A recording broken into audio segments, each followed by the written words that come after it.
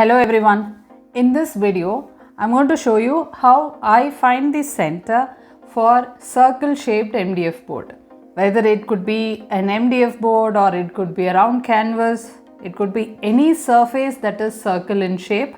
Now I'll tell you how I find the center. Probably you can also use it for all your paintings. Okay, so here is the MDF board that I have. It's already base coated in black. So the first thing that I do is to measure the diameter. So when I measure the diameter, here it is 29.4 centimeters. So which means the radius is exactly half, that is 14.7 centimeters would be the radius. So the first thing that I do is with a compass, I have a bigger compass like this, because the normal compass that is available in the geometry box would be smaller and this cannot expand beyond 10 centimeters. So I have this bigger brass compass. This can go up to radius of 14 to 15 inches. So I'll use this. So what I'm going to do is to measure the radius of 14.7 centimeters. So let me measure that first. So I have measured the radius. Now here from this point to this point is 14.7 centimeters.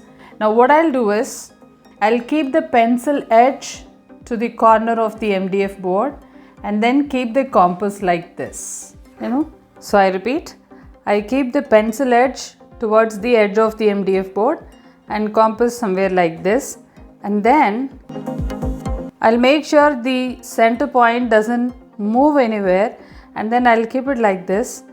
If I keep it like this, it's not closer to the edge, so I'll make little adjustment so that in both the side it meets the edge, and I'll do the same for the opposite side as well, and then make little adjustments and rotate the compass to check if it is exactly touching the edge of the MDF board, and this is how I figure out the center.